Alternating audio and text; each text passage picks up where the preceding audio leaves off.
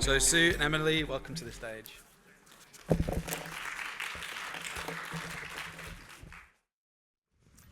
Thank you, Mike. Thank you. Hey everyone, how you doing? Excellent, good to see you. First, before we get started, I would say, we've seen some great presenters so far today, and Emily and I were actually talking before. They've actually made our presentation really easy because we're kind of just bundling up everything you heard, putting a bow on it, and handing it over to you nicely. So excited to get started, but first let's do some quick introductions. I'm Sue Petersen, work with the HR team at Noodles Company. I've been there about 9 years. We thought we'd throw some fun pictures up here. This is actually me golfing in Spain about 4 months ago. I can tell you all about the great courses there if you want to talk later. Emily, please introduce yourself. Tell them a little bit about you. Hi guys, I'm Emily Mayfield. I'm the Regional Director of Operations for the restaurants here in Illinois. I've been with Noodles for 19 years. I started as an assistant general manager with no intention of turning this into something serious. And I moved into the general manager role, and then I worked for the finance department, and then I became an area manager, and then back to finance, and then here I am today. I refer to myself as Sue's prop for the day, so you're welcome. And that picture is me radiating positivity as I try to do. It doesn't always come naturally, but I think that's important, especially when you're leading people and trying to live a happy, healthy lifestyle. Excellent. Thanks, Emily. And I asked Emily to join me because, I kind of sit in the ivory tower and behind the glass walls, and so I can talk to you about what we do, but Emily has to live and breathe it every day, and she actually brings it to life here in Illinois with all of our team members. So I thought she would be much better at sharing some of the stories and really talking to how this comes to life in the field. All right, so with that, we all, as industry professionals, we always talk about the guest experience is never going to exceed the team member experience. Would you all agree with that? Yeah. Right, it starts with the team. You don't, David? Oh, okay. I was going to say, wait a minute. You're staying after class. And to start this, I've got this favorite story that I love to share. Some of you may have heard it before, Kelly. But it's kind of brings to life what we're talking about here. Pictured here is a general manager of ours. Her name's Sammy. She works out of Colorado Springs, which is just south of Denver, for those of you maybe not as familiar with the area. She's been with us 14 years or so, started in just working hourly in the restaurants. And so Sammy was working on a Friday, and on Friday she usually works a mid-shift because it's a busy shift at her restaurant. She's got a very high-volume restaurant in the Springs. And she was just kind of wrapping up. She was in the back office doing some work towards the end of her shift. And the phone rings, and she picks it up and says, "Hello, Noodles & Company, how can I help you?" And there was this elderly woman voice on the other end of the line saying, "I'd like to place an order for delivery." And Sammy very politely said, "Ma'am, I'm sorry, we are not set up to take phone orders, but all you have to do is go out to noodles.com, you can place your order, we'll get it delivered to you right away." And the woman just kind of stopped and said, "I don't know how to do that." And Sammy's like, "You know what, don't worry about it, let me help you."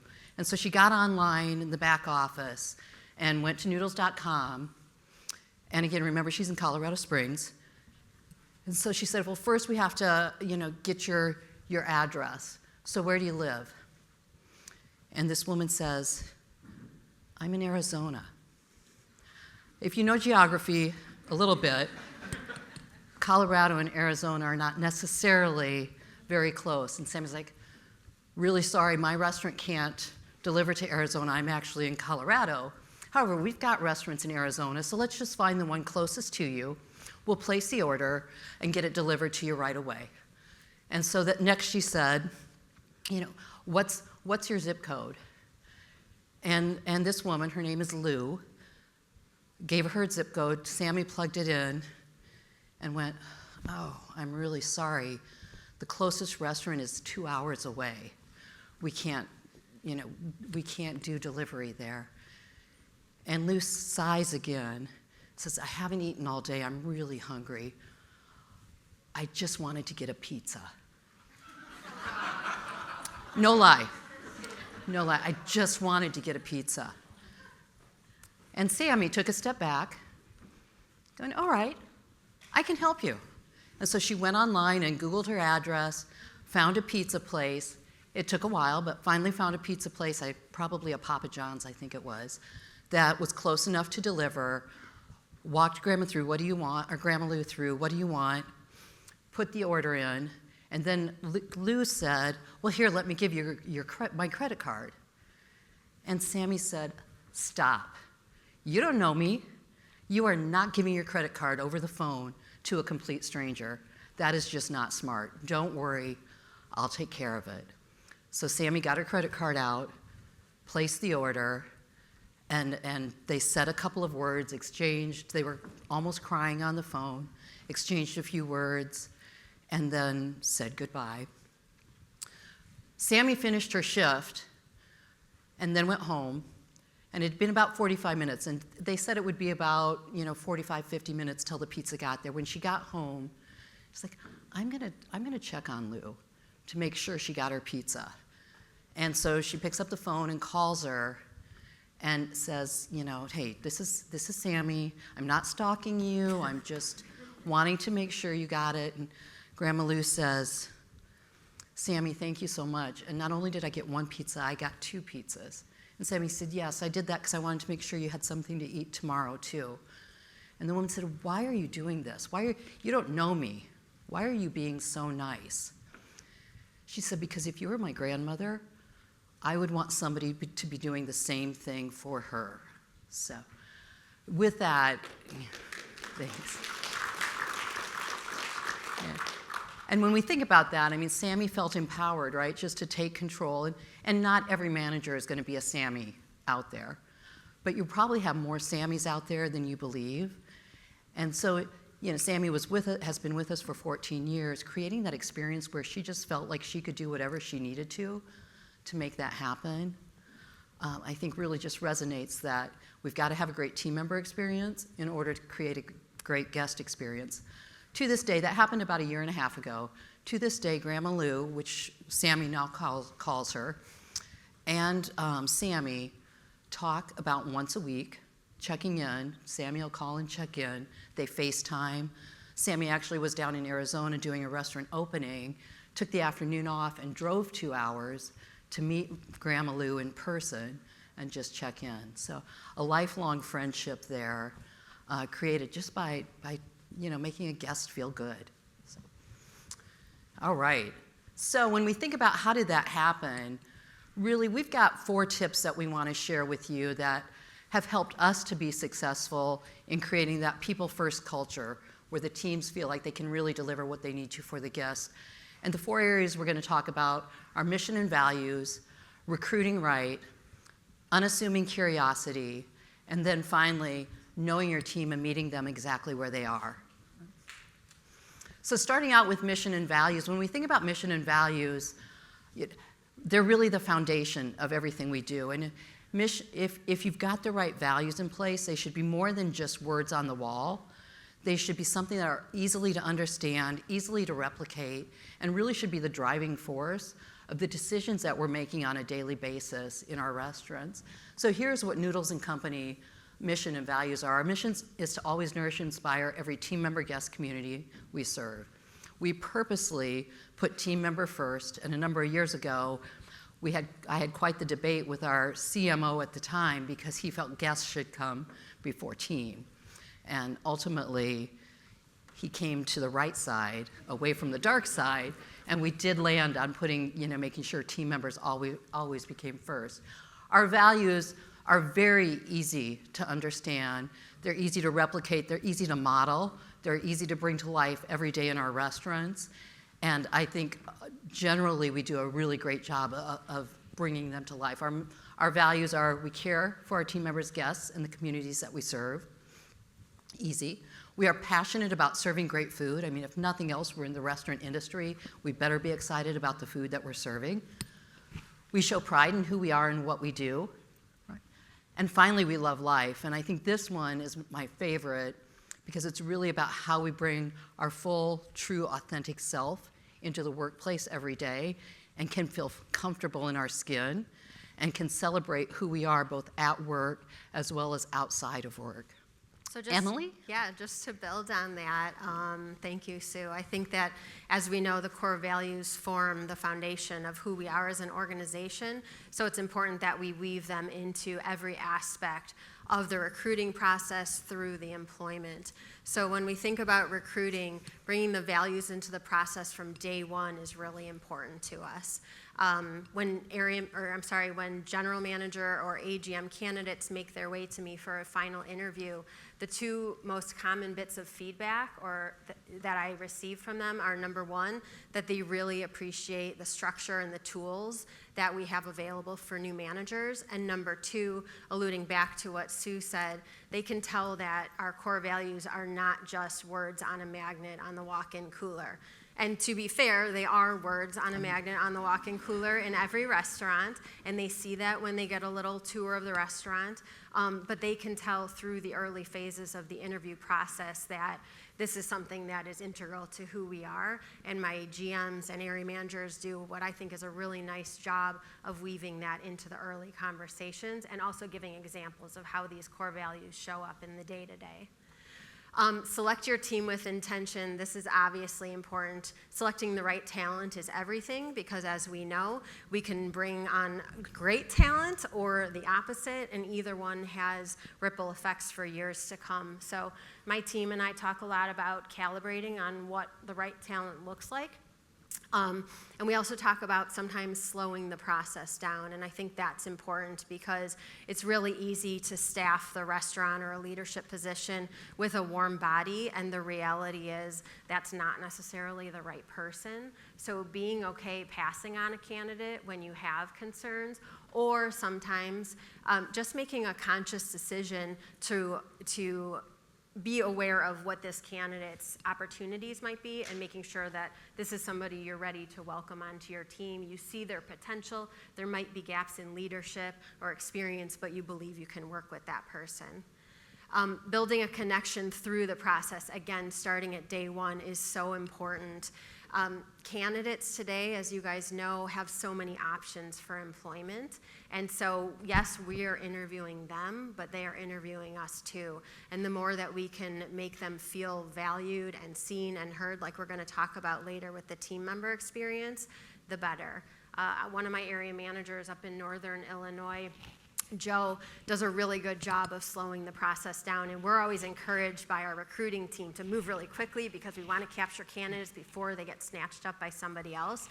Joe sometimes makes me nervous because he takes so long through the process, but he really takes his time vetting candidates, even to the extent that when he extends an offer to a GM or an AGM and they want to jump on and be like, yes, I'm in, he's like, hold on, I want you to sleep on it. Take a day or two, talk to your family, bring them in for a free meal. I want to make sure that this is really what you want to do because I want to make sure that you are wanting to be a part of what we're building here. And last but not least, show them the ropes. So the transition from the recruiting process into employment is really important, and we have to set managers up for success. I think that our MIT turnover is higher than I would like it to be, and it's typically lower in the Illinois market than it is elsewhere in the company, but it still is a lot to manage. So we have a responsibility once we do bring somebody on board to walk the walk. We've sold them on this dream. We have to live up to what we said was possible, and we have to set them up for success. Awesome. Thanks, Emily. And I'm going to put you on the spot real quick. This was not planned. So fast casual industry turnover, I think last time I saw on Black Box, for general managers, above 35%, I think, between 35 and 40%, if I remember correctly. What's Joe's turnover for management? Very low. I don't know, and I don't want to give you a wrong number, but it's one of the lowest in the company. Joe actually and Ryan also in in Illinois have exceptionally low turnover. I can't give you an answer. Our general manager turnover is 25%. Her market is much lower than that, and those two area managers, Joe specifically, even lower, which 25% seems like a lot, again, but when you're looking at the industry, definitely leading the way there, so thank you. Unassuming curiosity. So, when we talk about unassuming curiosity, really as a leader, it's our responsibility to approach that role as a leader with every conversation being very authentic and genuine, walking into the conversation with the idea of seeking to understand and not becoming judgmental.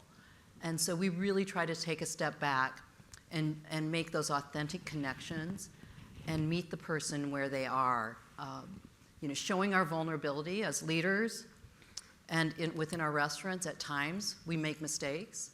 It's important as the leader that you take responsibility for that mistake and that you own it. And when there's successes, we make sure that we celebrate those successes with the team because we wouldn't be there without them. I think also when we think about vulnerability, as a leader, we don't have to have all the answers. And we really encourage our teams and our leaders to say, you know what, I don't know, but I can help you find the answer. Let me point you in the right direction. We also take the approach of listening, learning, and then taking action. So really taking a step back. And we do this partially through what we call people time meetings.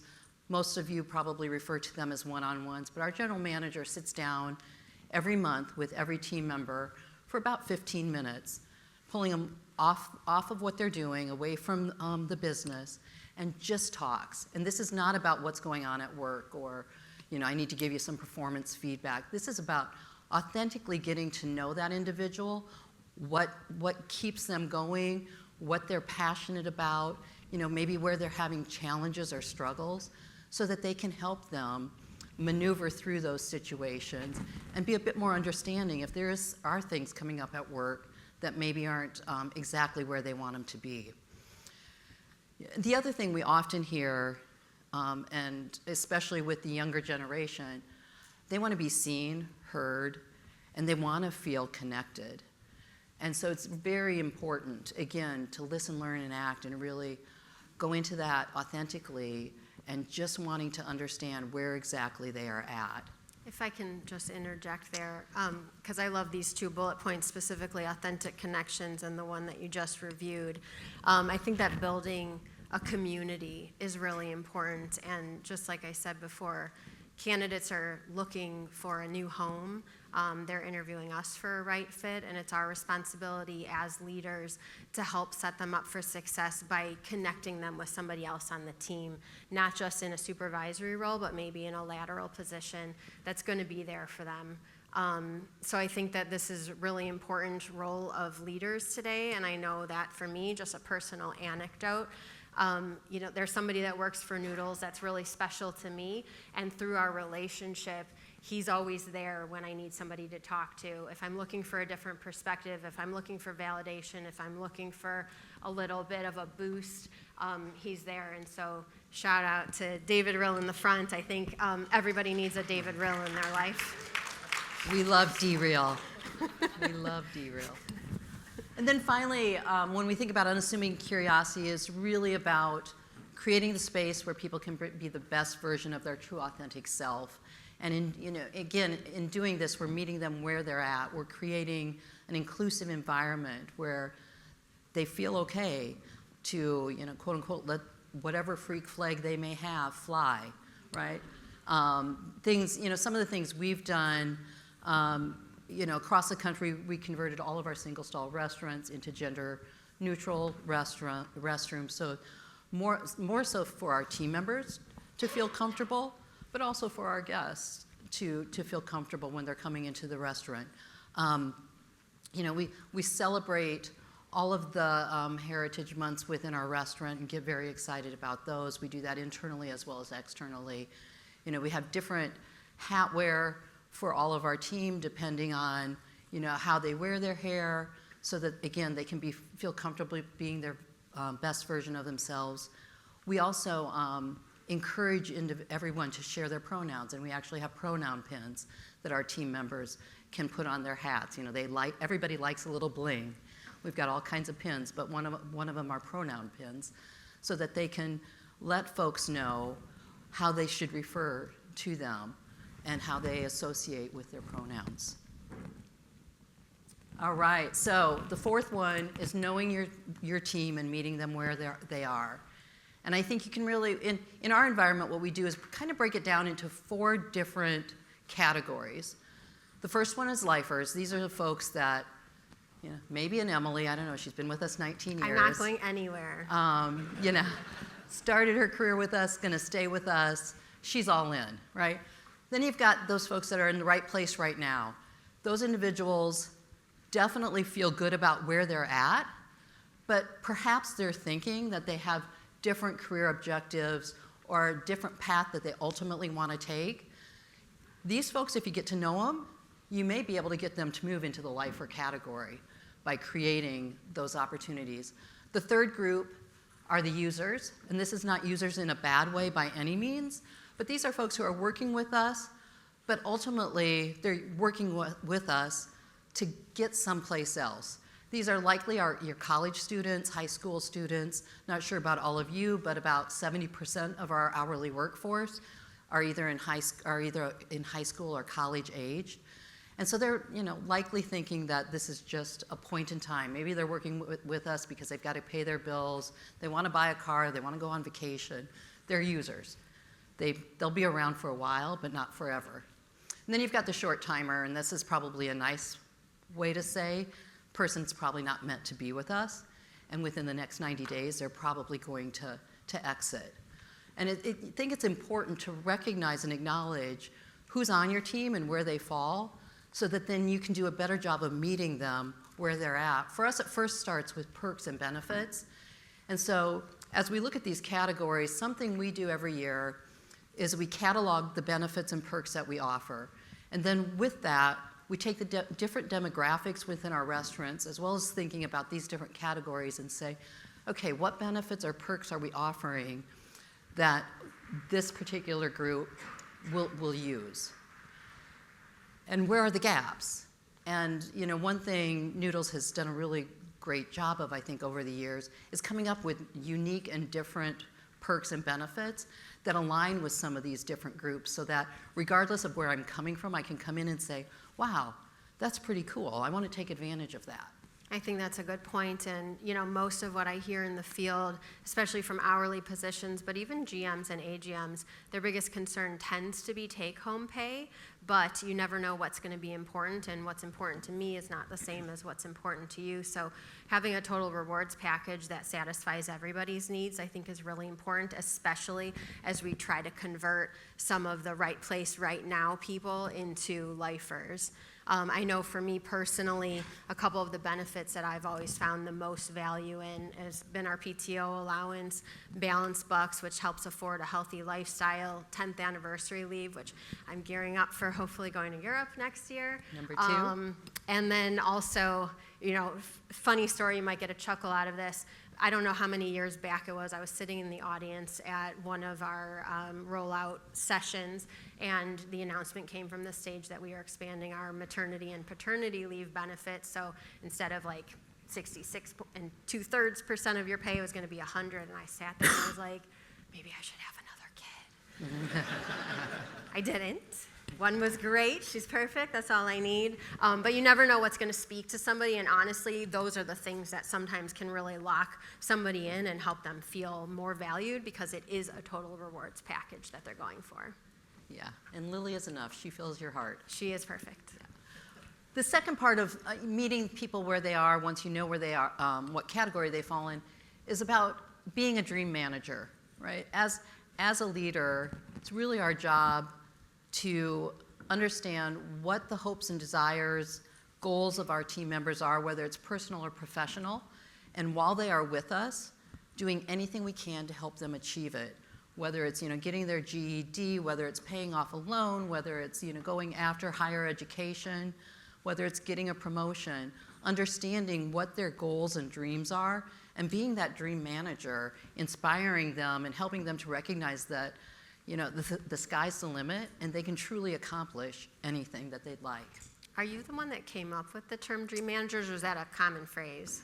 It's a book from a long time It is, ago. okay, Yeah. okay. Yeah. Well, I There's love a book it. called The Dream Manager. I so. love it. And I think that, when I think back through my career and I see the career trajectory of others, it's like we don't know what we want to be when we grow up. And sometimes we're grown up and we still don't know what we want to be. So I'm just curious, is anyone in the room, and you don't have to share a story, just raise your hand, had a manager at some point in their life who saw potential in them that maybe you didn't see in yourself? I see.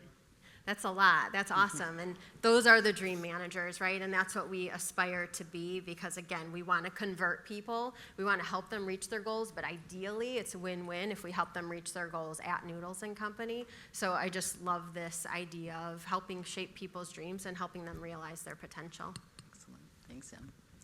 So to kind of bundle this all up, these are some of the key learnings and key takeaways that I would encourage you all to think about. First it's about your values, and they've got to be more than words. They've got to be a part of your daily routine. They've got to be how you make your decisions or used as a baseline for making your decisions. Approaching your team using unassuming curiosity, listening to what they have to say and listening to understand, not to try to respond. It's about inclusion. Inclusion is king. The only way you're going to create a space where your team can really thrive if you allow them to be their true authentic self and creating space where they're very comfortable doing that. It's about being vulnerable. We've talked about this, owning your mistakes, being willing to say, I don't know, and recognizing your team when you have success. Emily did a great job about talking about recruiting, right, and the selective selection. One bad hire can create cancer within your culture. So don't do the smoke and mirror test when you're hiring. Take it much further than that. Know your team, why they're here, and then be willing to meet them where they are. Right? Finally, celebrate your wins, and it's about progress, not perfection. Don't be afraid to put something out there, test, learn, and then move forward. So thank you. Thanks, everyone.